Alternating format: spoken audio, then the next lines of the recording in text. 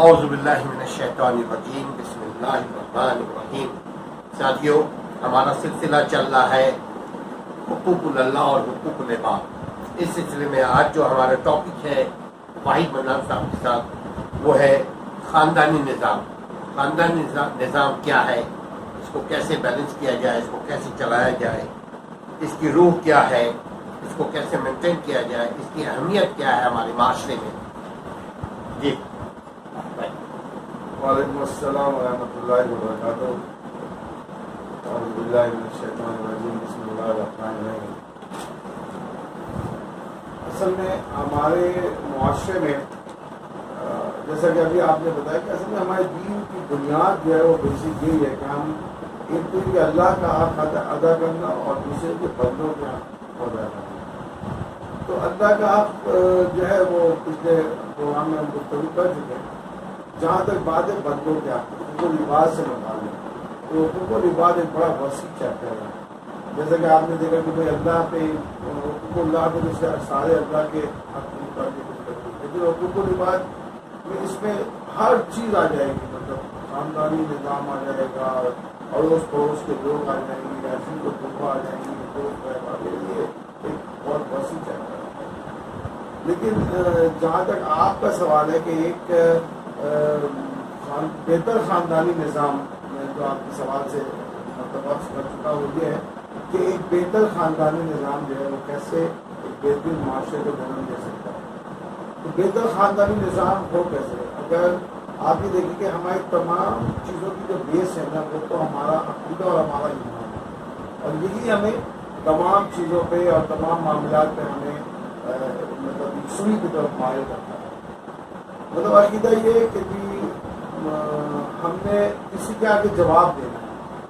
جب آپ کے ذمے اور آپ کے ذہن میں یہ بات چل رہی ہو کہ آپ کسی کے آگے جواب دیں، اور وہ بھی اس طریقے سے کہ وہ جس کے آگے آپ جواب دیں ہیں اس نے آپ کو پورا فوکس کیا ہوا ہے، آپ کو بہت اچھی طریقے سے دیکھ رہا ہے اور بڑی اچھی طریقے سے بہت زندگی سے آپ کی نگرانی بھی کر رہا ہے اور آپ کو بہت اچھی طریقے سے جانچ بھی رہا ہے۔ اور ہمارا ایمان بحثیت مومن یہ ہے کہ ہمیں اپنے ایک ایک عمل کا جواب بھی دینا ہے، کیونکہ ہمارے ایک ایک عمل کا جو ہم نے جواب دینا ہے، جب یہ چیز سب سے پہلے تو ہم کامیابی کی طرف جائیں گے، جب ہمارا یہ عقیدہ مضبوط ہے، یہ پختہ ہو گیا، ہم نے ہر صورت میں کسی کے آگے ہم اور آپ جواب دیں۔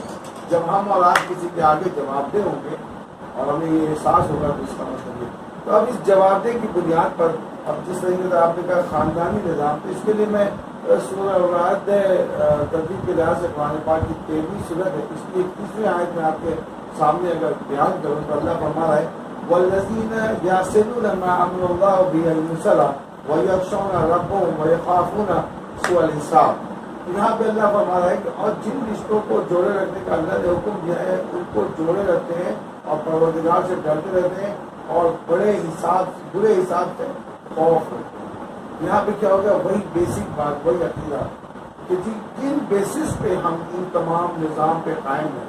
تو بیس ہمارا جو ہے وہ یہ ہوا کہ ہمیں کسی پہ آگے جواب دینا ہے۔ اب یہاں پہ اللہ نے فرما دیا ہے، جیسے کہ میں نے آپ کو سورہ رعد کوٹ کی ہے، اس میں اللہ فرما کہ جن رشتوں کو جوڑے رکھنے کا اللہ نے حکم دیا ہے، یعنی اللہ نے اس نظام کو، اس سسٹم کو جوڑے رکھنے کا، مضبوط رکھنے کا، مطلب ایک دوسرے سے بالکل ملے رہنے کا، جس طریقے سے کہ یہ انگلیاں اگر میں اس طریقے سے کروں تو آپس میں مل جاتی ہے، اس طریقے سے ایک دوسرے سے جڑے رہنا ہے، ملے رہنا ہے، یہ ہمارا نظام ہے۔ اب اس میں عقیدہ کیا ہے؟ عقیدہ یہ ہے کہ اللہ نے جن کو جوڑے رکھنے کا حکم دیا ہے، اگر ہم اس پہ قائم رہیں گے، اگر ہم اس سارے معاملات کو اور تمام رشتوں کو جوڑے رکھیں گے تو اللہ فرماتا ہے کہ یقیناً یہ لوگ وہ لوگ ہیں جو برے دن کے، جن کا برے دن کا خوف ہے، جن کو یہ پتہ ہے کہ ہم نے کس دن کی ایک دن ہے جس میں جواب دہی کرنی ہے ہمارے تمام اعمال کی۔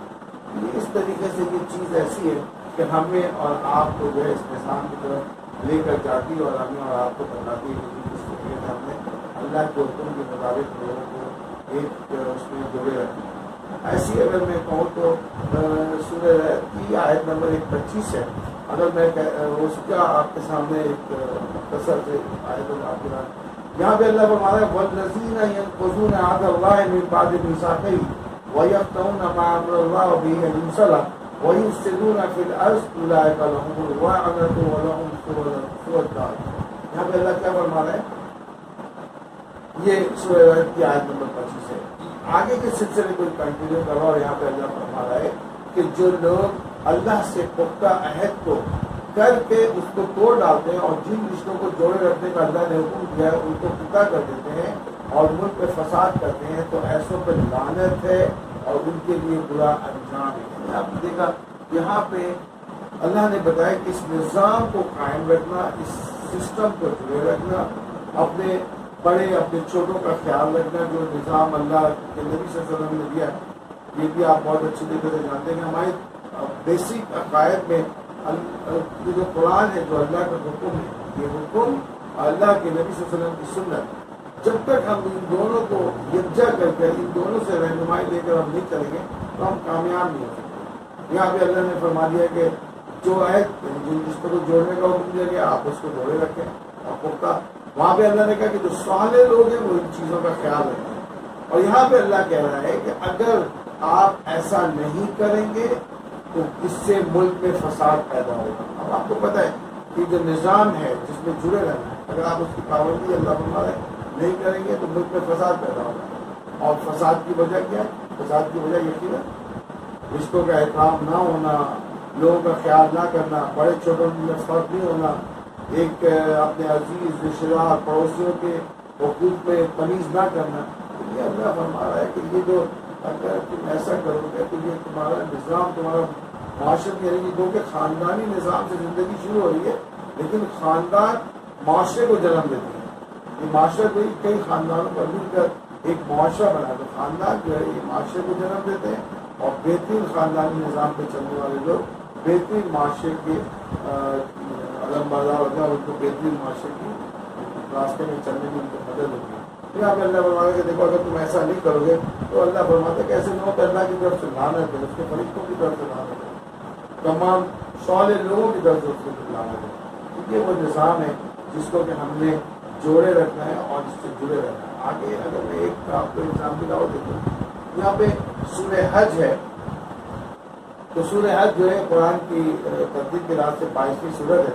اس کی آیت نمبر 30 سے ایک حکم ہے. اللہ فرما رہا ہے وَمَن يُعَظِّمْ حُرُمَاتِ اللَّهِ فَهُوَ خَيْرٌ لَهُ عِندَ رَبِّهِ, کہ یہ ہمارا حکم ہے, یعنی جو بات اللہ نے فرمائی کہ خاندانوں کو رشتوں کو جوڑے رکھنا ہے, ان میں کوئی توڑ کوئی ٹوٹ پھوٹ نہیں کرنی, ان میں کسی قسم کا فساد نہیں پیدا کرنا. یہاں پہ اللہ فرما رہا ہے کہ یہ ہمارا حکم ہے کہ جو شخص ادب کی چیزوں کو جو ہم نے مقرر کیے تعظیم کرے تو یہ اس کے پروردگار کے نزدیک حق میں, پروردگار کے نزدیک اس کے حق میں بہتر ہے. اسی طریقے سے سورہ ہجر کی ایک آیت ہے, اس میں اللہ فرمانا وَخْفِضْ جَنَاحَكَ لِلْمُؤْمِنِينَ, اور مومنوں کے ساتھ تواضع سے پیش آئے.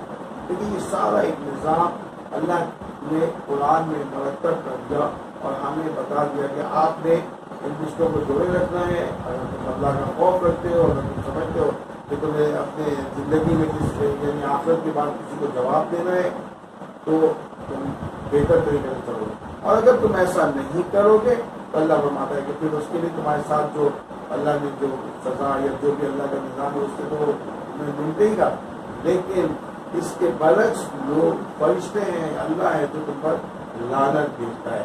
لہٰذا یہاں پہ اللہ نے فرمایا کہ میرے حکم کے تابع ہو جاؤ اور جن چیزوں پر جیسے میں حکم دے رہا ہوں اس طریقے سے اپنے پروردگار کے حکم کو مانو. اگر تم ایسا کرو گے تو یہ تمہارے حق میں بہتر ہے, اور بہترین یہ ہے کہ تم مومنوں کے ساتھ تواضع, لوگوں کے ساتھ خوش اسلوبی سے پیش آیا کرو اور طریقے سے رہا کرو. تو اس طریقے سے آپ نے دیکھا کہ یہ ایک نظام کی طرف اللہ نے اشارہ کیا کہ جو یہ نظام ہے اور اس کے ہر صورت میں کام کیا. یہ بڑا اہم موضوع ہے کہ کس طریقے سے رشتوں کی کا احترام کرے اور کس طریقے سے رشتوں کو لے کر چلے.